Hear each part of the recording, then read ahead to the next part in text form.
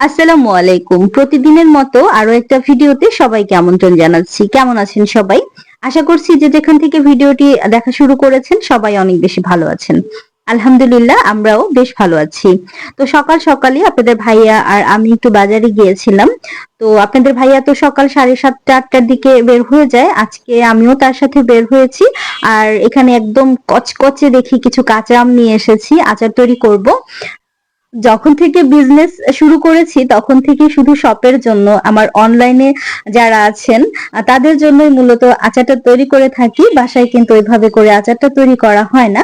তো যাই হোক, এবার ভাবলাম যে না, নিজেদের জন্য একটু আচারও রেডি করি। তো আমি এখানে 2 কেজির মতো কাঁচা আম নিয়ে এসেছি আচার বানাবো। আর কি আচার বানিয়েছি সেটার রেসিপি অলরেডি আমার কুকিং চ্যানেলে চলেও গেছে। আমি লিংকটা দিয়ে দেব ডেসক্রিপশন বক্সে। আপনারা চাইলে কিন্তু সেখান থেকে দেখে নিতে পারবেন।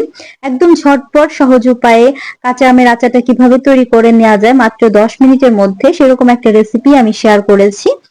ইদানিং আমার অভ্যাসটা এত বেশি খারাপ হয়ে গেছে, সকালবেলা ঘুম থেকে উঠে নাস্তাটা বানাতে একদমই মন চায় না। আর আমার সেই সমস্যা বা ঝামেলাটাকে কিন্তু সহজ করে দেয় আমার বাচ্চারা। ওরা সবসময় বলে যে মা ঝটপট করে কিছু একটা তৈরি করে দাও। তো ছোট বাচ্চাটা মানে রাইয়ান সেদিন বলেছিল যে কাপ নুডলস খাবে। তো আমি ভাবলাম যে ওদের জন্য আমি 3টা কাপ নুডলস নিয়ে যাই। ওরা এটাই খেয়ে নেবে। আর আপনাদের ভাইয়া তো আসতে আসতে 12টা 12:30 বেজে যায়। তখন আমরা কিছু একটা করে খেয়ে নেব। এই সময়ের মধ্যে দেখা যায় কি আমি অনেকগুলো কাজ থাকে হাতে, সেগুলোও করে ফেলতে পারবো। আর যে বাজারগুলো এনেছি টুকিটাকি এগুলো সব একটু একটু করে গুছিয়ে নেব। তো আমি বাজার থেকে ফেরার সময় হচ্ছে একটু শপেও ঢুকেছিলাম। তো সেখান থেকেও টুকিটাকি কিছু একটা এনেছি আমি। তো সেগুলো একটু গুছিয়ে রাখবো। আর এই নুডলসটা রান্না করতে বা বানাতে আমার যে কি ভালো লাগে, এটা কিন্তু একদম ছোট বাচ্চারা নিজেরাও তৈরি করতে পারবে। শুধুমাত্র একটু গরম পানি করে নিলেই হয়ে যায়। তো বাচ্চারা যেমন খুশি আমিও খুশি, আমাকেও কষ্ট করতে হচ্ছে না এক্সট্রা করে। তো আমি তো এখানে সব মশলাগুলো আলাদাভাবে দেয়াই ছিল। সবগুলো দিয়ে গরম পানি দিয়ে নুডলসটা রেডি করে দিয়ে দিলাম। ওরা ওদের মতো করে খেয়ে নেবে। আর আসার সময় ভ্যান থেকে আবার কিছুটা পরিমাণ করলা নিয়ে এসেছি, বা উচ্ছে যেটাই বলেন না কেন, এটা নিয়ে এসেছি। তো আজকে হচ্ছে ডাল দিয়ে আমি উচ্ছে রান্না করব। আমার তো খুব ভালো লাগে। গরমে দেখা যায় কি এই টাইপের খাবারগুলো খেতে বেশ ভালো লাগে। আজকে খুবই মজার একটা রেসিপিও তৈরি করব আমি। তো সেটার জন্য আমি সবকিছু একটু প্রিপেয়ার করে নিচ্ছি। কয়েকটা ধনিয়া পাতা এনেছিলাম, তারপর হচ্ছে লেবু এনেছি, লেবু দিয়েও একটু শরবত করে খাবো। প্রচন্ড রকম গরম পড়েছে। আর এই যে দেখতেই পাচ্ছেন কিছুটা পরিমাণ কিশমিশ এনেছি। আর এখানে আমি হচ্ছে কাজু বাদাম এনেছি কিছুটা পরিমাণ, কয়েকটা কাঠবাদামও সাথে ছিল। তো এখন শপ হওয়ার কারণে যে জিনিসটা আমার হয়েছে, একটা সময় যখন শপ ছিল না, নিজের বিজনেসটা ছিল না, তখন একসাথে অনেকগুলো মশলা বাদাম বলেন সবকিছু আনা হতো। এখন আর সেটা হয় না, যখন যতটুকু লাগে নিয়ে আসি।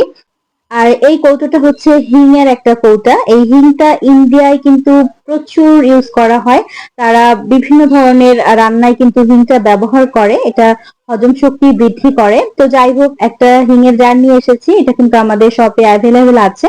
আর এখানে একটা মশলার কৌটো দেখতে পেলেন। এই কৌটোটা কিন্তু আমার না, মাই ডেইলি লাইফ অ্যান্ড কিচেনের শিশির আপুর যে জাদুকরি মশলাটা ছিল, এটা হচ্ছে সেই মশলা। তো অনেকে হয়তো বা প্রশ্ন করবেন যে আমি কেন আপুর কাছ থেকে মশলা নিয়েছি। আমি নিজেই যেহেতু মশলা সেল করে থাকি, আমার নিজেরই যেহেতু বিজনেস আছে।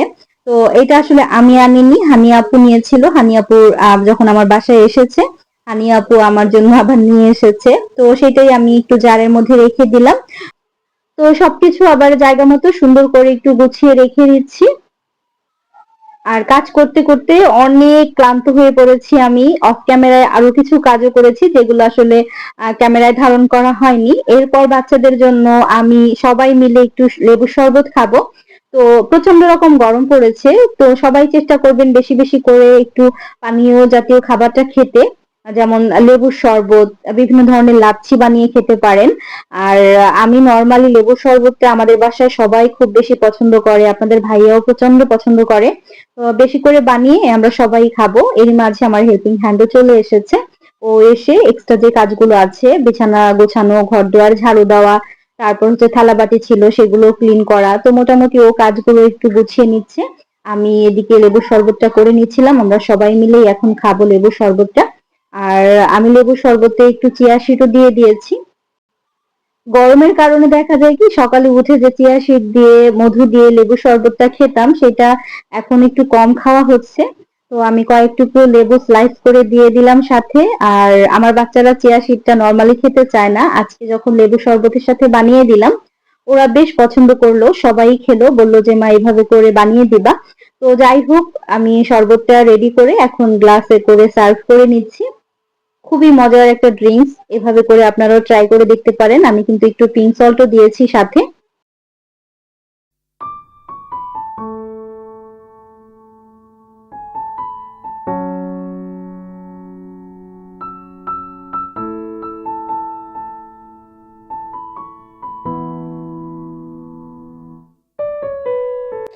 এরপরে হচ্ছে ছাদে চলে এসেছি। আমার ছাদ বাগানে বিভিন্ন ধরনের গাছ লাগিয়েছি, আপনারা হয়তোবা দেখেছেন যারা আমার ভিডিও রেগুলার দেখেন। তো ছাদে এলে না মনটাই ভালো হয়ে যায়। এই যে এখানে একটা লজ্জাবতী গাছ দেখতে পাচ্ছেন, লজ্জাবতীর পাতাগুলো যখন ছুঁয়ে দেখা হয় কি যে ভালো লাগে, ওরা যখন একদম লজ্জায় গুটিয়ে পড়ে খুবই ভালো লাগে। আর লজ্জাবতী গাছে সুন্দর ফুল ফুটেছে দেখলাম, তো আমার কাছে ভীষণ রকম ভালো লাগছিল, ভাবলাম আপনাদের সাথে একটু শেয়ার করি। তো আমি ওদেরকে টাচ করতে ওরা একদম লজ্জায় গুটিয়ে যাচ্ছিল, এই জিনিসটা আসলে সত্যি অনেক বেশি ভালো লাগে। আর এখানে এই যে কুমড়ো গাছ লাগিয়েছিলাম, মানে আমি বীজ থেকে এইখানে 3টা কুমড়ো চারা হয়েছে, মাশাআল্লাহ এত সুন্দর হয়েছে, আমার দেখেই শান্তি লাগছিল। জবা ফুল গাছে অনেকগুলো কলি বেরিয়েছে, হাসনাহেনা ফুল গাছটা অনেক সুন্দর হয়েছে। আর বেলি ফুল গাছটা আমি ছাঁটাই করে দিয়েছিলাম, সেটাতে ফুল বেরিয়েছে। পর্তুলিকা ফুল গাছে অনেকগুলো ফুল ফুটেছে। আমার এত বেশি ভালো লাগছিল প্রত্যেকটা গাছ আমি যখন ছুঁয়ে ছুঁয়ে দেখছিলাম, আমার ভীষণ রকম ভালো লাগছিল। এখানে যে জবা ফুল গাছটাতেও ফুল এসেছে। আর এই যে এইখানটাতে আমি হচ্ছে পুঁইয়ের বিচি লাগিয়েছিলাম, মাশাআল্লাহ দেখলাম যে পুঁইয়ের বিচিগুলো সুন্দরভাবে চারা গজিয়েছে। আর এখানে পার্পল কালারের একটা নয়নতারা, যেটা দেখে মনটা একদমই ভালো হয়ে গেছে। কি সুন্দর তাই না? কালারটা দেখলেই না মনে একটা শান্তি লাগে, অন্যরকম একটা ভালো লাগা কাজ করে।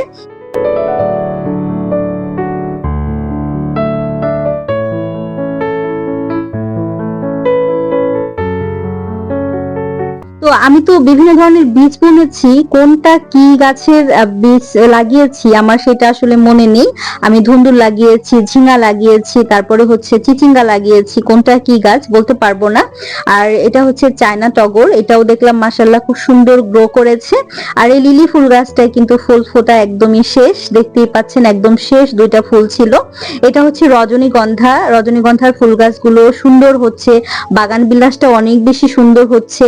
আর এইখানে হচ্ছে পাট শাক বুনেছিলাম, দেখুন কি সুন্দর হয়েছে পাট শাক গুলো। আর এইটা দেখলে আমার মনটা একদম ভালো হয়ে যায়। আমার মন যত খারাপ থাকুক, আমার মনে হয় কি অন্যরকম একটা শান্তি কাজ করে। এখানে মরিচের চারা বুনেছি, মানে বীজ বুনেছিলাম, সেখান থেকে অনেকগুলো চারা হয়েছে দেখলাম। তো যাই হোক, পুরো ছাদ বাগানটা আপনাদের সাথে একটু শেয়ার করলাম, আমার তো বেশ ভালো লাগছে। আজকে হচ্ছে সুমিকে নিয়ে এসেছি, সুমি, আমি, ওর মেয়েটা সবাই একসাথে ছাদে এসেছি, ও গাছগুলোতে একটু পানি দিচ্ছিল আর আমি ভিডিও শুট করছিলাম।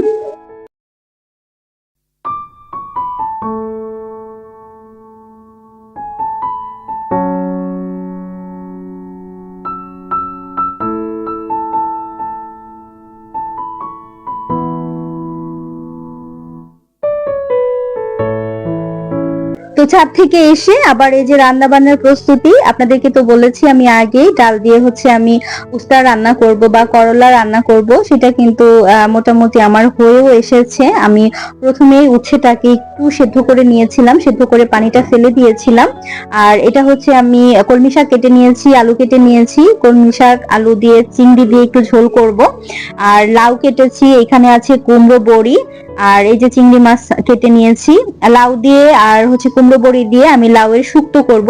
এটার একটা রেসিপি আমি করেছি, এটা কিন্তু আমার কুকিং চ্যানেলে অলরেডি চলেও গেছে, আপনারা চাইলে কিন্তু দেখে নিতে পারেন। খুবই মজার একটা রেসিপি, গরমের সময় কিন্তু এই টাইপের রেসিপি গুলো বেশ ভালো যায় শরীরের জন্য। বিশেষ করে লাউ তো আমাদের পেটের জন্য প্রচন্ড রকম ভালো, পেট ঠান্ডা থাকে, অনেক অনেক সমস্যার সমাধান করে। গরমের সময় আপনারা কিন্তু লাউয়ের তরকারি বেশি বেশি করে খাবেন, ডাল দিয়ে লাউ রান্না করে খাবেন, তারপর হচ্ছে লাউয়ের ঘন্ট করে খাবেন। আর আমি যে রেসিপিটা করেছি এটার লিংক আমি ডেসক্রিপশনে দিয়ে দেব, আপনারা চাইলে লাউয়ের শুক্তোটাও করে নিতে পারেন। এটা ইন্ডিয়ান ফেমাস একটা রেসিপি, যদিও যদিও বা আমার আগে পরে কখনো খাওয়া হয়নি, আমি ফার্স্ট টাইম ট্রাই করেছি, আমার ভীষণ ভালো লেগেছে। সেই সাথে আমার বাচ্চারা কিন্তু অসম্ভব রকম পছন্দ করেছে। তো আমি ডালটাকে একটু ফোড়ন দিয়ে দিচ্ছি। ফোড়নে আমি এখানে শুকনো মরিচ, জিরা, রসুন আর পেঁয়াজ ব্যবহার করেছি। এভাবে করেও ডালটা রান্না করে খেয়ে দেখবেন, অনেক বেশি মজার হয় খেতে। তো ডাল তো রান্না করা হয়ে গেছে। অফ ক্যামেরায় আমি কলমি শাকটাকেও চিংড়ি মাছ দিয়ে রান্না করে ফেলেছি, আর ভাজিটা জাস্ট একটু পেঁয়াজ, কাঁচা মরিচ, তারপর হলুদ, লবণ দিয়ে জাস্ট সেদ্ধ করে রেখে দিয়েছি। ওইটা আজকে আর খাবো না, ওইটা আমরা ইনশাল্লাহ সকালবেলা খাবো। সকালে হয়তোবা রুটি পরোটা কিছু একটা বানাবো, সেটার সাথে ভাজিটা খাবো। আর এখানে এই যে লাউয়ের শুক্তোটাও কিন্তু রান্না করা হয়ে গেছে, আমি জাস্ট একটা স্পেশাল মশলা দিয়ে দিলাম নামানোর আগ মুহূর্তে। খুবই মজার একটা রেসিপি। আপনারা একবারের জন্য হলেও আমার এই ভিডিওটা দেখবেন। এই ভিডিওটা দেখা শেষ হলেই আপনারা ওই রেসিপিটা দেখে নেবেন। আর এখানে একদম অল্প সময়ের মধ্যে, ঝটপট মাত্র 10 মিনিটের মধ্যে আমি যে আচারটাকে রেডি করেছি, কাঁচা আমের ঝুরি আচারটা, কোনো রকম রোদে দেওয়ার ঝামেলা নেই বা রান্না করারও কোনো প্রয়োজন নেই। ঝটপট করে 10 মিনিটের মধ্যে একটা আচারের রেসিপি। এটা কিন্তু আপনারা চাইলে দেখে নিতে পারবেন। দুইটা রেসিপি লিংকে আমি আমার ডেসক্রিপশন বক্সে দিয়ে দেব। তো আজকের ভিডিওটা আমি এইখান থেকে শেষ করে দেব। আপনাদের কাছে কেমন লেগেছে অবশ্যই কমেন্টের মাধ্যমে জানাবেন। ভালো লাগলে ভিডিওতে লাইক, কমেন্ট, শেয়ার করবেন। যারা চ্যানেলে নতুন আছেন আপনারা চাইলে কিন্তু আমার চ্যানেলটিকে সাবস্ক্রাইব করে আমার পাশে থাকতে পারেন। যারা চ্যানেলটিকে সাবস্ক্রাইব করে প্রতিনিয়ত আমাকে সাপোর্ট দিয়ে যাচ্ছেন, আপনাদের জন্য মন থেকে অনেক অনেক দোয়া আর ভালোবাসা রইলো। আজকের মতো বিদায় নিচ্ছি। সবাই অনেক বেশি ভালো থাকবেন। আল্লাহ হাফিজ। আসসালামু আলাইকুম।